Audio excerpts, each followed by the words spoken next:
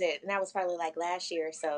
Oh, yeah, I'm getting used to it now. Okay, Yeah. so we are live now. Look, Okay. let me share it to the pages. Yeah, Monty Weatherall, who interviewed me as well, I need to connect y'all. He does a Monday thing on marriage, on relationships, and all this other stuff. He's really good. I'm interviewing him next week. Oh, I see. Okay, I have to check it out. Yeah, so I'm going to interview him.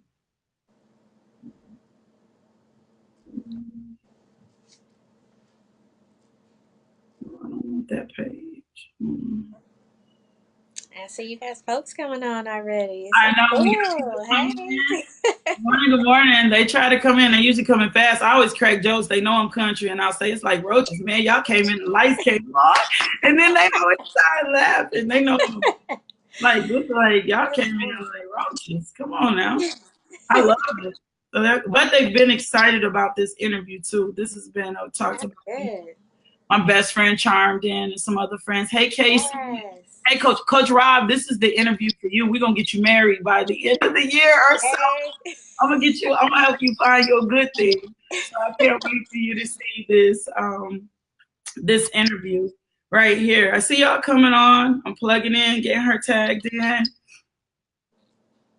Well, let's take it from M. That's why I'm not seeing that. Hold on. Let me follow that page. Good morning. Good morning. Good morning. Good morning. I see y'all. Come on in. Y'all see my beautiful guest? Oh my gosh, she's gorgeous. Thank you. She's simply gorgeous. Good morning. Welcome, welcome. Same to you. Where's my Jess? I don't see my Jess yet. I see you. Hey, Casey. Hey, Coach Rob. Hey, Odell. Hey, Tam. Tam, this one is going to be for you as well. Tam is my sister. I have a tribe. I have a sister circle. So Tam, Sweet. she is simply amazing. She is single. And so I have like 2 or 3 in my sister tribe who are single. And so I'm excited about this. And Tam has never been married. Okay, So come on, let's get it going. yeah, I know. We got to get some tips. So we got to get her in that. We're going to get her married. I told him I'm going to get them all married. I want to coach them all. We're going to coach them all into getting married and see what happens. See what happens. I'm going to be coaching everybody into marriage. And then I'm going to be like, oh, okay, I'm ready now. My turn, I guess. Now I guess it's my turn. After everybody else is happy, I'm getting it. From M, good morning. Good morning, good morning, good morning. I don't see my Jess yet. Good morning, good morning. Welcome, welcome. You guys, welcome. We'll get started in just a few minutes. I need to make sure I'm on the right page. There we go. Good morning. See y'all coming in. Who else we're building? Saving marriages. Oh, Casey, I love that. Saving marriages one text at a time. Oh, my best friend just logged on. Vaughn, you got your coffee. You got your paper. Oh, that is so dope. Saving marriages one text at a time. That's the joke. That's the joke M around my friends is that they say I'm saving marriages one text at a time. That's cute. Or saving lives one text at a time. It is cute. It's really cute. So it's Love like.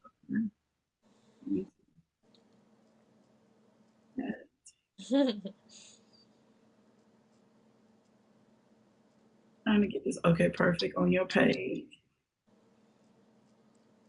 We are there on your page. Perfect. All right. Good morning. Good morning. We're going to get started in just a second. Good morning. Welcome to Coffee and Conversations. Of course, I am your host, LaKisha Johnson, for this morning. And I'm getting ready to introduce you to my guest. I see Nate Hatton in the building. Introduce you to my guest, Emily McKnight. She is an amazing woman. I've been following her. I don't even know how we really connected. I don't know who found who. I don't know if it's because we both know Krenisha. I don't know, but I think I found you.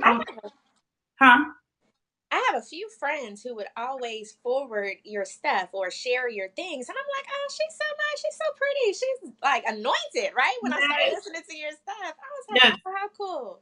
And so I'm just really glad that we finally met up together ourselves. Me too, because I know like you were in school, like I emailed you before about, I want to interview you. And you were like, okay, I think you were taking some classes or something. And you were like, luck. I want to, but I don't want to do nothing right now because my classes are a little bit overwhelming. Yeah. And I was like, okay, we'll wait on two. So this was perfect timing. So welcome, Emily McKnight. Say hello to my guests on Coffee and Conversation. I'm so excited. And I got to start with you with the question that I always ask all of my first time guests, and that is, who is Emily McKnight? Oh, well, okay. Well, hello, everybody. I am really happy to be here. Let's see, who is Emily McKnight? I am a wife, I'm a mother, I'm a student, as LaKisha let in. I'm in my PhD program right now. But right now, who I am is I'm just really a person sharing her testimony, her story during her single season, and just kind of like the changes that I made, you know, with God during that particular season that just kind of took my dating life through the roof. I mean, I was doing things my way for a very long time. I just really had kind of like a run in. That's the only thing I could say. Like, God just really whipped my butt to like, look, if this is what you want, if marriage is what you want, let me get you there. And you got to listen and you got to do what I tell you to do. So, you know, finally stop being stubborn, started paying attention to him. And when I tell you, for 2 years, I enjoyed dating. I mean, like, gifts, flowers, beautiful, events, dinners, just all this different stuff. Like, men really respected me. Men respected my celibacy journey. I'm like, what? What's We're going going to on? talk about that in just a second. We will. But you know I'm on that journey. And so I really want to talk about that because sometimes people make me feel like I'm out in this island on this ocean. I want to talk about that. What was the moment? What was like because I always say we have these cataclysmic moments where we meet God. And it's like, bam, and something happens. What was the moment that you walked into in which you figured out how you were dating just wasn't healthy? Or what you were doing wasn't healthy? What happened? What was the aha moment that woke you up? I think the aha moment for me is when I really started praying about my dating life. Before, I didn't really take that to God. Unfortunately, I was just out doing my thing. And so when I started praying to him, like, wow, why do I keep running into the same problems? Why do every time I think that we're going to get married, it doesn't work out? Or how come dates don't progress past this first, second date, whatever? Why do I keep getting my heart broken? And he was really saying, like, you know what, you're going to have to remove sex out of your dating life. And I'm like, what? No. I love that. Oh, thank you for being transparent. Thank you for being transparent. Come on. Love God. Love God in church. Every Sunday. God, praying to God. Thank you for bringing that truth to the table. Yes. We needed to hear that. I told him no over and over. I was like, I'm not doing that.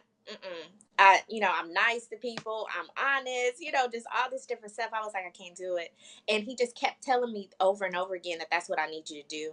And when I finally listened to him, and another part of that is that I was a single mom at the time too. Okay. And my daughter was turning 14. Ooh. And it was actually her 14th birthday. And I lost my virginity at 14 and was having sex consistently since then, right? And so it was something about her birthday. I was like, why am I tripping? Why am I all emotional? Like, she's 14. Like, that's just an odd birthday. And I was like, wow, this is the age where I lost my virginity. And God has been in my ear all this time. And I'm not listening. And I know I want different for her. And so I was like, you know what, God, this is probably the right time. Let me just go ahead. And me and my daughter made a pact together. And that's dope. We're going to wait until we get married. So I waited. And she's still waiting. She's 20. She'll be 21 in December. Awesome. Yeah. December what? December 3rd. I'm December the 17th. I have a grandson. Okay. So I'm always excited about December, baby. That is really big. Like, that's really, really big. Even with you saying that, that's huge. That was the pivotal moment. I had sex young. I had sex at 13 and consistently, and did not have to. I don't even know if my mom knows that. If she sees this video today, she'll know. Like, I don't know that because she was at home and she was at work, and I did not want the same for my children. And so later, my husband and I did before we got married. And for those of you that are just logging on, I'm with my guest, Emily McKnight. And I didn't get it, I didn't until later understand how important it was for me in order to enter into a relationship from such a healthy perspective. I don't think we understand. I did a sip about the difference between intimacy and love. And I want you to talk about that for a minute. Why is it we confuse intimacy and sex when sex is the expression, right? But we confuse intimate and we don't spend enough time getting intimate before sex occurs. So talk a little bit about that. I just really think we're so caught up in what we've been done in the past, what everybody else is doing, what's on social media, what's in the movies. Like if anybody's like me, I was just a hopeless romantic. So like Brown Sugar and Love Jones, and like I'm looking at this and I see this like, wow, I want this for myself, and I was playing these things out in my relationships, how it's portrayed in the media, how it's portrayed on screen, and not really looking to my Heavenly Father to explain to me what this really looks like. And Yes. so taking sex away made me redefine what intimate moments were. And those intimate moments could be a 3-hour conversation in Chipotle, talking it up about Jesus, about your goals, about life, about your passions. And you can have a real connection with somebody that's greater than what, a 15-minute sex 15, session? 20. Whenever anybody get through, it's only 15, 20 minutes. Like it's only really 15, 20 minutes. Like when you are and you get it down to the baseline, that's really what it is. And that's the truth of the reality. And most of us don't even realize that. And it's a hard process, but it's also a necessary process for where we are and what we're going through. And I'll tell anybody, if you want to uncloud the situation, if you want to uncloud it, if you don't want it to be cloudy anymore, even Terry Crews, the actor Terry Crews, he and his wife Yes. did 30 days no sex. They were trying to strengthen their marriage. They've been married for a long time. And he said he felt like they were just in a crazy place in their marriage. They made a decision. They did 30 days no sex, and 30 days no sex just seemed to make their marriage so much more healthier afterwards. And they came in refreshed and renewed. And he said he felt like they could do what they needed to do next with absolutely no problem. So I agree with that. So dating in this modern time or where we're at, give some tips that you would for those of us that are out here dating so that we can date and enjoy the things that you're talking about. Well, I think one of the biggest things that I've been feeling in my heart to share, just based on, my followers, the questions that I receive, a lot of women per se are looking to be chosen.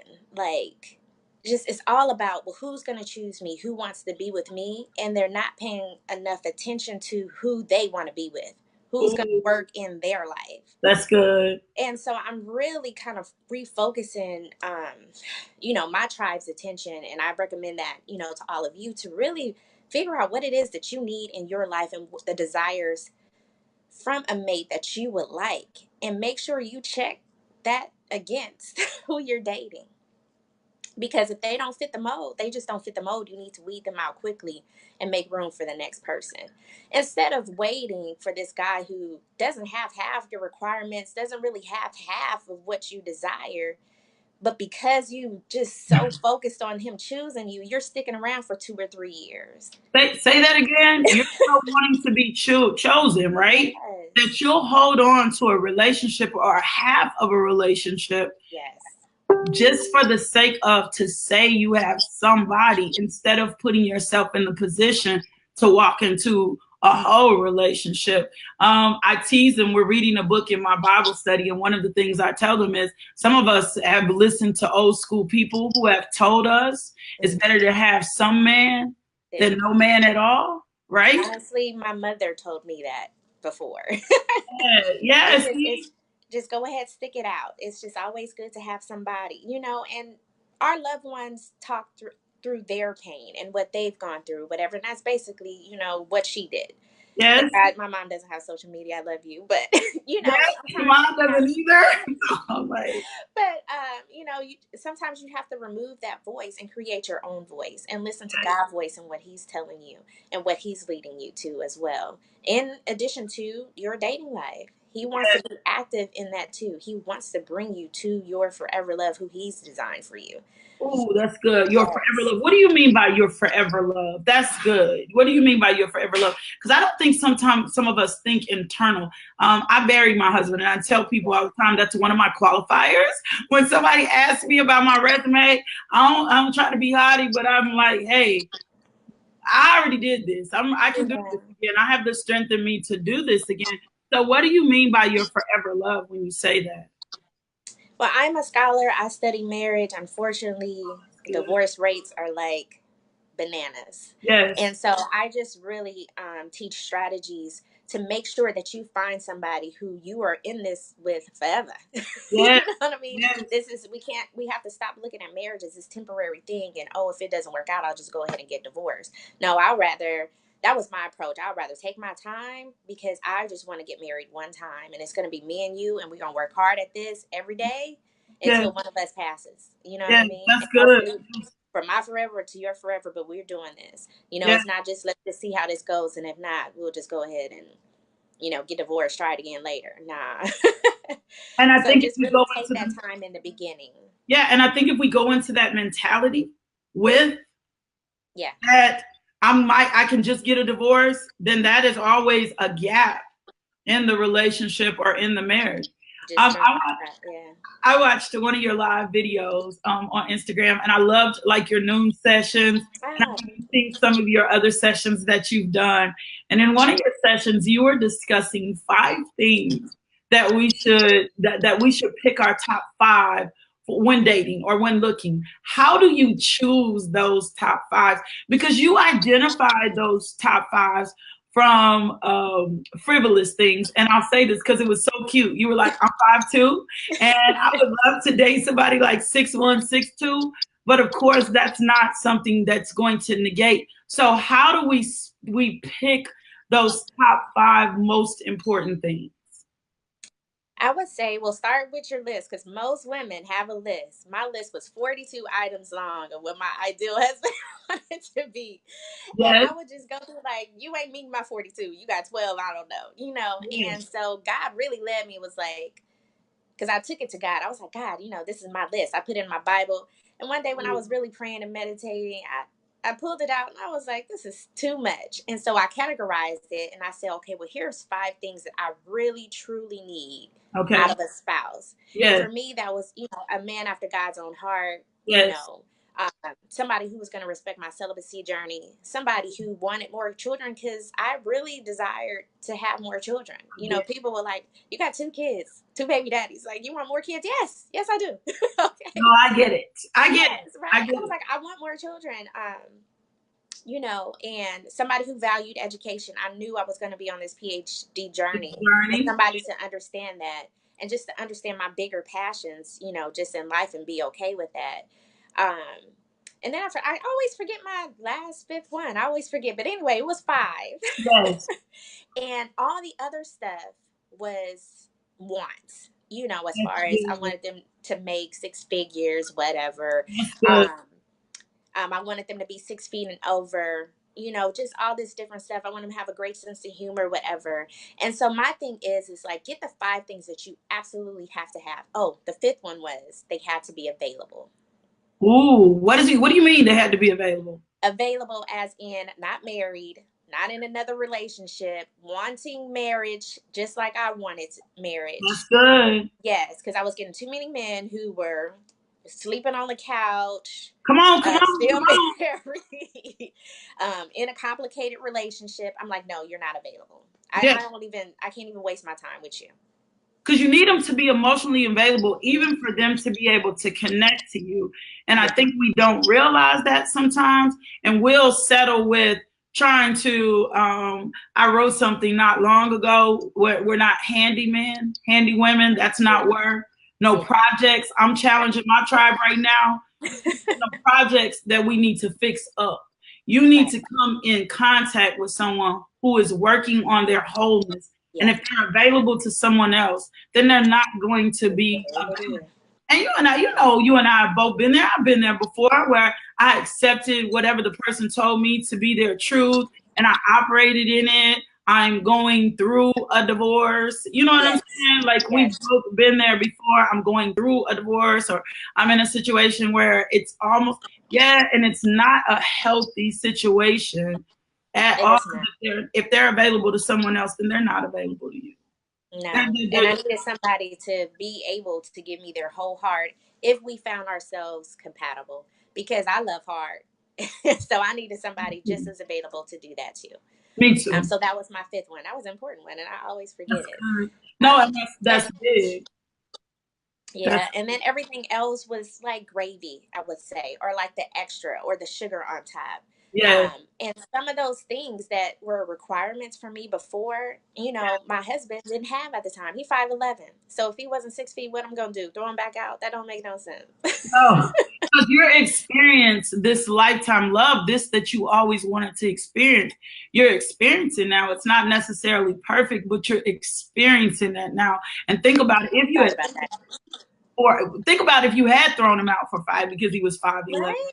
No, I It's missed him for 5'11. Now I will tell you, be honest, I am 5'11 and a half. right. I need him to cap at 6'1", because sisters like to be in some heels. Like, I need him to I need him at about 6'1", and then I always joke I have big feet, and one of my wants is I need his feet to be bigger than mine.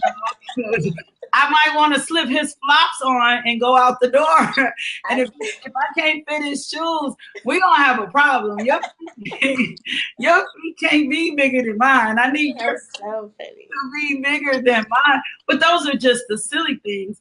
Talk about this journey to wholeness. We were talking a little bit about that. Talk about how important it is for you to be whole even before you start dating. And what are some signs that you have recognized in your studies and coaching people that people are not whole, but they think they are? They are, because brokenness is very deceptive. Brokenness hides itself in pride. Yes. Brokenness hides itself in so many forms, and so you really have to be careful, because brokenness will make you think this thing is okay Right. and this thing isn't okay. So just what is the importance of wholeness in dating? I think it's really important to, just really live your life as a single and be good with yourself, good and whole as you're putting it. But I just really I describe it as becoming your best self as a single. It's the Yeah, perfect time to do these things. A lot of women don't understand what this looks like, but sometimes you need to take it to God and ask the Father, like, how do you want to prepare me to be a wife? How do you want to prepare me to be the best daughter, to you possible before I can go out in this world and find love or etc. And I started me personally with a list of things that I always wanted to do that I know that I need to clean up. Now I'll put my pride aside. At this time I was a great mom. I was a boss chick. I was in corporate America with my suits or whatever on my little Vivica Fox, yes, how to play that yes. main role or whatever.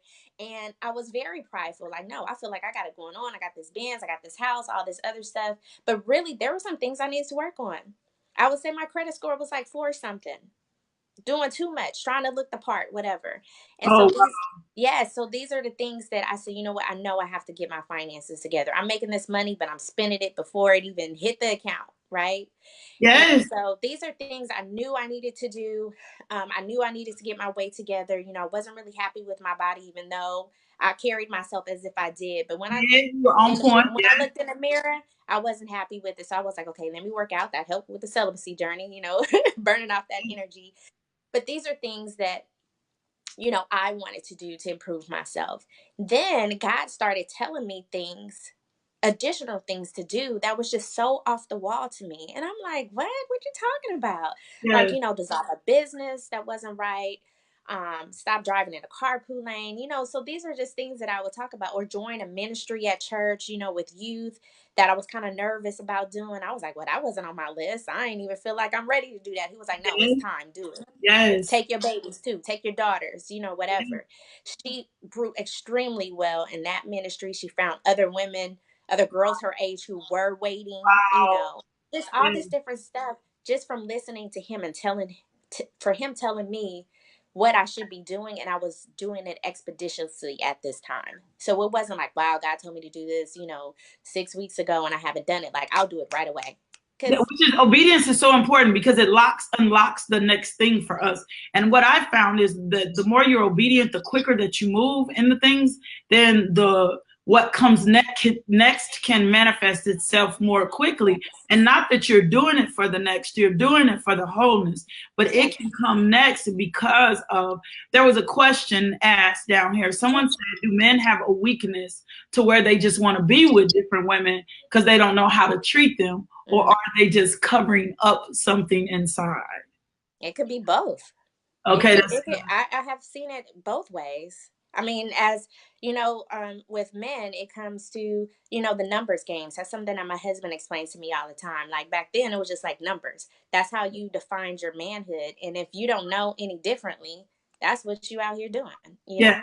Yeah. Relationally and community and culturally, we transcend these things all the time, and I don't think we even realize we're transcending these things. Right. Some things have become so second nature to ourselves. One of the things that I'm really pushing my tribe on now is defining your blind spots, but being big enough to ask someone that is not worried about offending you and who really loves you to point out places in you in which you are blind, because we all have blind spots. And if you don't have someone who can point out and say to you, this is a blind spot, you're going to keep walking around like you're healthy because it's been second nature. Yeah. It's something that's been in you, and it's not even your most healthy version of you. And when you're not walking into your true form of who you are, when pressure comes in, you're going to find yourself in a situation where you break, or that you're not going to be, especially when you walk into a relationship or a marriage, and a healthy marriage. Because here's the one thing that I'm going to say. If God, my husband and I were married for my baby is blowing me kisses, he's so sweet. If God is not in it, it's just surface. Yeah. It's just for show. He can't get the glory out of it. If God is not in it, if he is not the center of it, that's even in your money. You can make money without God. Yeah. You can have a relationship without God. But if he doesn't take the center value of it, you're going to see some problems and some issues. Right. You're going to see. And even on the flip side, when God is in it, you will not want for nothing, even when you feel like you don't have any money coming in. That's my testimony all the time. Just having a marriage with the foundation of God. He has worked through or got us through some situations where we're like, this budget ain't adding up. I quit my job. I quit my job to start this PhD program, and then we got another baby out of nowhere that wasn't in our PhD plan. We was like, where this gonna come from? But God always comes through. And so he will come through in our relationships. As long as we have him as a foundation, he will still continue to come through in our marriages. Yes, because and for all our fellows out there that are writing, remembering that the scripture says, "He who findeth a wife find a good thing and obtains favor from the Lord." This is something that I've been focusing on and that God has been showing me lately. Because I'm going to be honest, when my husband died, I had mentally made a decision I was not getting married again. Yeah. I had said, "This is it. I did this. I was broke. My heart was broke." And I had consciously said I would just pursue God. I was a college professor at the time. I would work my ranks up in teaching, and I would focus on my two boys that were left at home. And this was going to be the rest of my life. The Lord started talking to me about marriage, and I was like, do what? And then he started dealing with me about my heart's desires. You love being a wife. You long to be a wife. You understand covenant. You understand partnership. But the thing that I've learned also in this is marriage is an accelerator. And if you ever want to see yourself go to the next level, get married.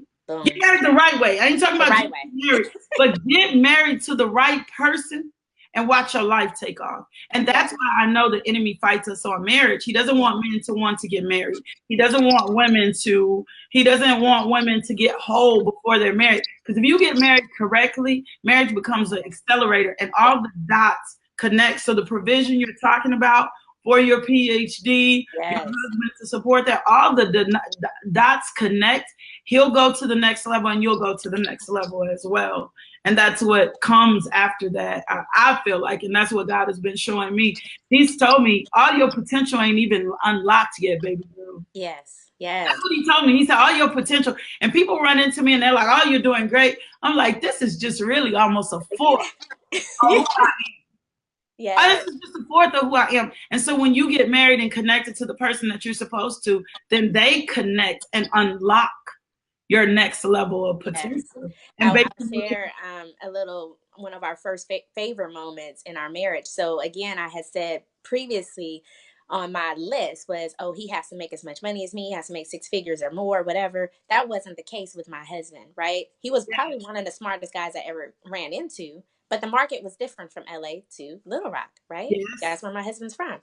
And so it's funny when we got married, had I been in the mindset that I was previously, that would have been like something I was settling for. But again, I had grown or whatever. That Yes. man danced all around my salary once we got married. I'm like, oh, okay. You know, it was just that favor over our finances and everything that I was worried about financially. I laugh at it. I'm like, you know what? This is so funny that this was a previous requirement when God has blessed us so much financially, you know, through him, not through me, but through him. Yes. Because he will, because God He will do it. put them Yes. into position to provide. And once we get behind our mates correctly, not criticizing, not condemning, not nagging, not Right. feeling like we were sent to build them up. Oh, I made you into, you don't never want no No, man that never. you gotta make into the man that they're supposed to be. That's not our job. Our job is to get into speak into their lives And and we're just remind them who they already are. One of the main things I tell, I was like, you are the smartest dude that I know. You are brilliant. Okay? Show yes, them who you are. That's yes, it. That's my speech. That's my spiel. And every interview, every talk, whatever, boom, I got to offer. Boom, I got to offer. You know, it's just who they already are. That is our job to yes, speak, you know what I mean, to our mates, and practice it. yes, Practice it now. It could be somebody that it may not get to marriage or whatever, yes, but practice looking in the good at somebody and just reminding them like, hey, you dope, you're a dope artist, or you're a yes, fantastic speaker, you're a man of God, like, you know, just practice it. yes. Saying those things on a consistent, constant basis Yes. and praying. Like I pray for my spouse now, right? I want Yes. to bring this kind of my last question. What Sure. type of things, if you're going to pray for your spouse ahead of time, even if you're not dating, like I have some things that I pray. What kind of things do you suggest a person say or pray when they're praying for their spouse or praying for a spouse? Well, honestly, I started praying for a spouse, you know, that he is, you know, some of the staple things I would say is that he's grounded in you, that he has a strong relationship with you, that Yes, he reverences himself to you and not to the world, not to his yes, friends, not to the yes. media. Oh, that's good. You Yes, know, just things that I struggled with. yes, Or, you know, another thing I would say was, you know, whoever my spouse is, help I hope that he helps me get closer to you, you, yes, because I knew my weaknesses and I know I used to be lukewarm. And I'm like, you know, bring me somebody who is going to hold my hand and we're going to get after you, God, together. You know, just different yes. things of that nature. But the more Push I, me outside my comfort. yes. Um, and Yes. that's, you know, that's what God, you know, I have a fear of praying in public. That's why I love that you started this with prayer, because I'm like, oh, I got to get this Yes. together because it's still there. But my husband Yes. challenges me all the time. Like he'll challenge me at the restaurant, like, okay, pray over our food. I'm like, oh my God, I'm sweating under my armpits. He was like, no, it's this beautiful. And I'll say my 2-second little prayer. And he was But like, there that's are things fantastic. that's big. There are things in us. I think a lot of time women who are focused or goal oriented, people misconceive that we don't have weaknesses or Right. small points. Here's something very funny. I'm an extrovert with some very introvert tendencies.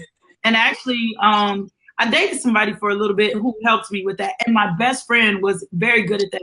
Started taking me different places with her and forcing me to talk to people. Because realistically, let me show you what I was looking like out on phone. And it came up with an image that I was either mean or too focused or whatever. What And is it? I'm not mean at all. I'm just so loving and so sweet. But this is how I was out in public. The See? entire time. The entire time. This is what I'm like. Yeah. the entire And that's time. what I tell women all the time. Put that phone down and don't Yes, be afraid to make eye contact with me. That yes, was like my best move right there. Just eye contact, yes, smile, a quick like, hey, and just go back to talking to your girlfriend. Go back to talking to the person that you're with. If yes, that man is interested in you, he will be trickling right on over. yes, It was just my favorite move. Eye yes, contact, smile, hey, yes. go right back to what you were doing. Learning to be present has been was one of my summer goals. Learning to be present with my girlfriends, learning to be present with my boys, and even learning to be present in my social settings. My mom was my biggest critic with that. She was like, "Man, you get over here and you're preoccupied." But I realized the preoccupation of being on the phone and other things was me dealing with uncomfortable Yeah. spaces, and in certain situations the introvert in me, the introvert tendencies in me would manifest, and it was easy for me to make my phone my focus, so Mm-hmm. that I wouldn't have to deal with the situation around me. And people are like, "You've been teaching for 12 years. Ain't no way you got no introvert tendencies." I will tell you something. I went and preached somewhere, and my best friend was with me, and I was getting ready to leave, and she said, "You're not gonna stop and interact with the people," and I said.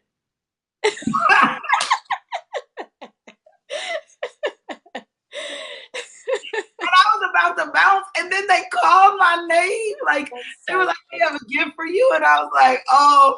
And it made me have to stay Yeah.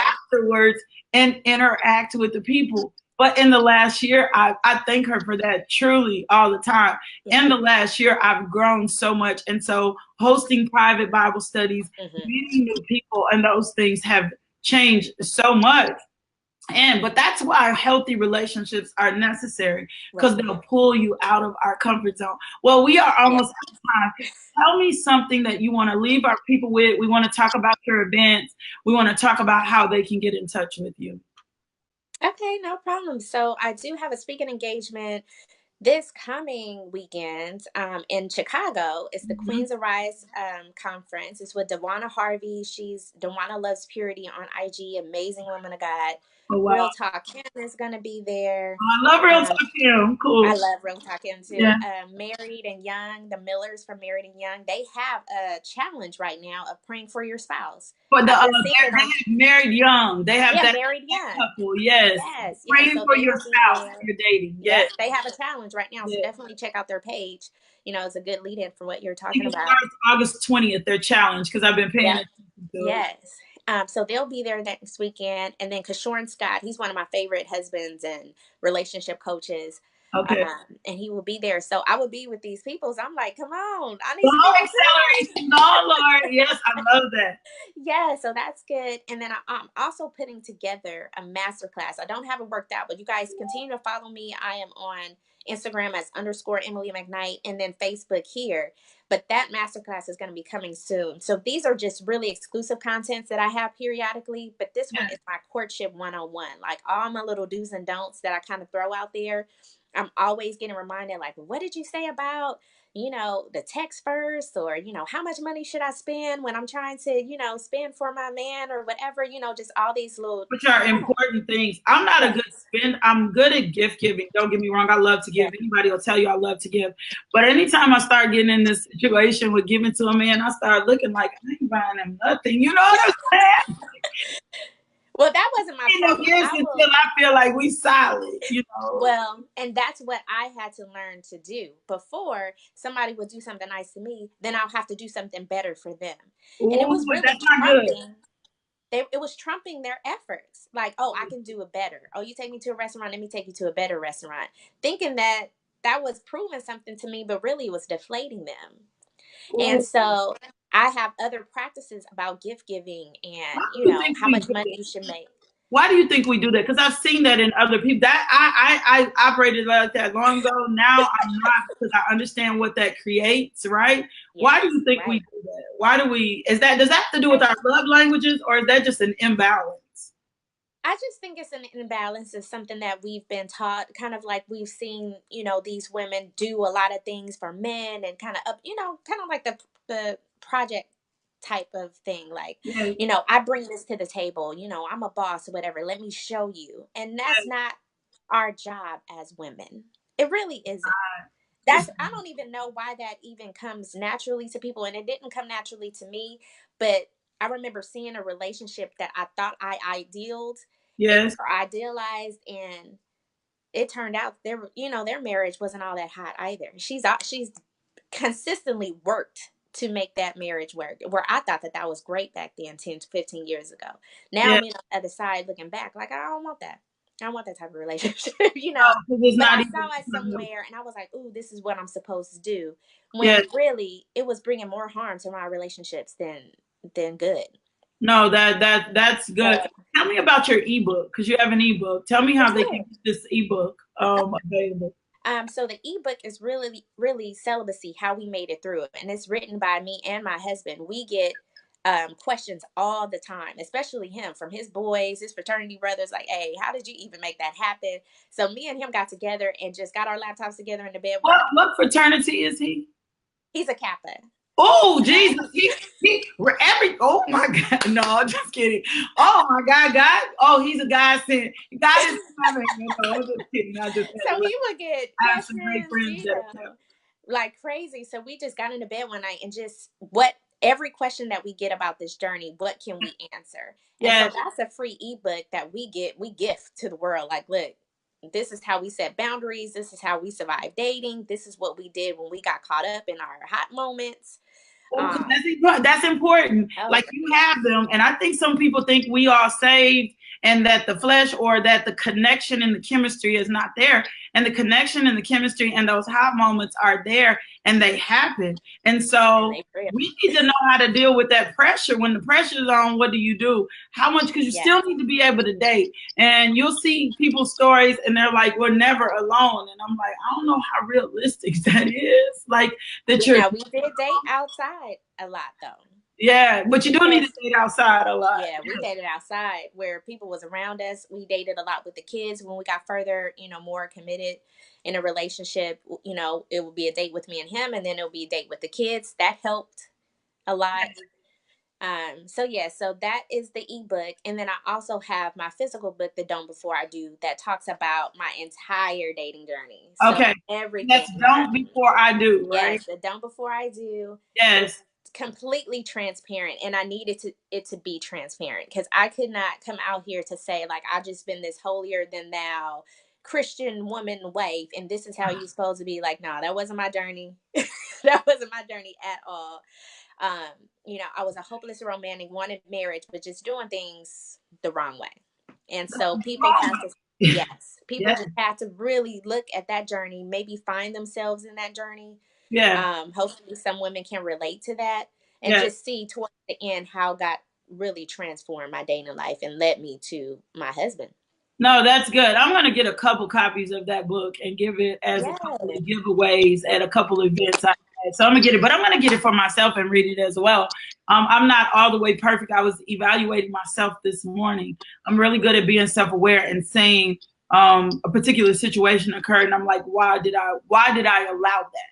That's very important in the wholeness. I was like, why do I feel like I need that? Or why did I respond to that? I've overcome dealing with rejection, and I've noticed the root of some of the things that I feel rejected are even just games that my mind has played tricks on me, could not even be the truth.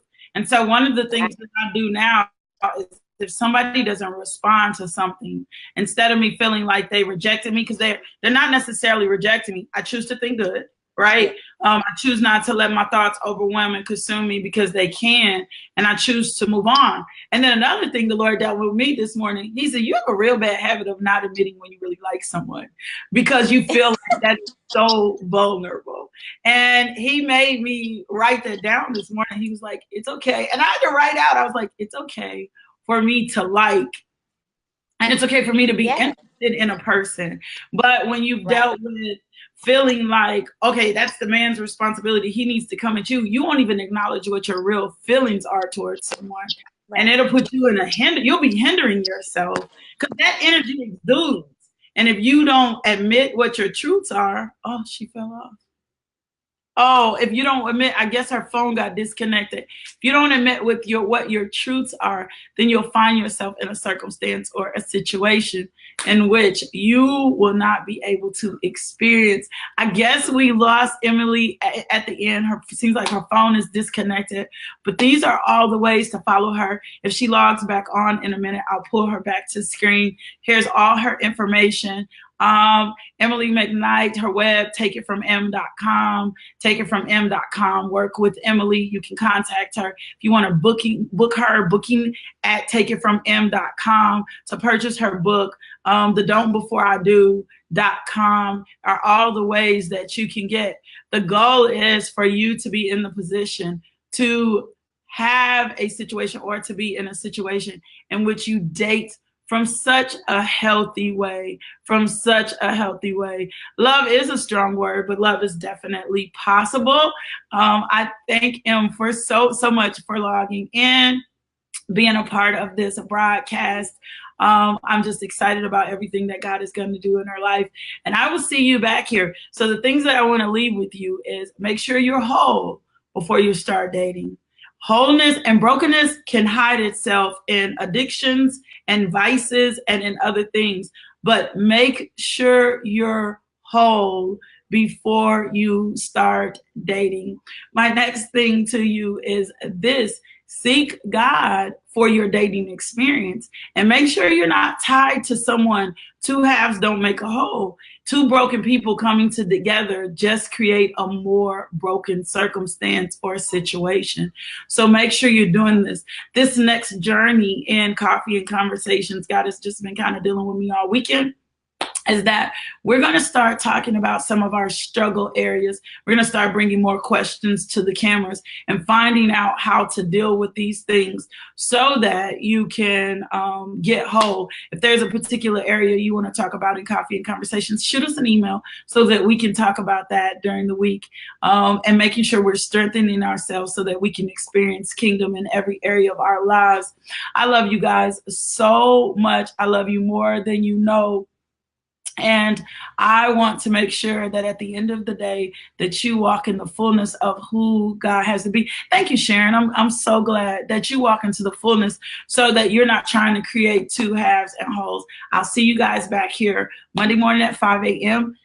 Email me any of those questions that you've been having, that you've been missing in your spiritual life, and we're going to start dealing with those in our devotional time.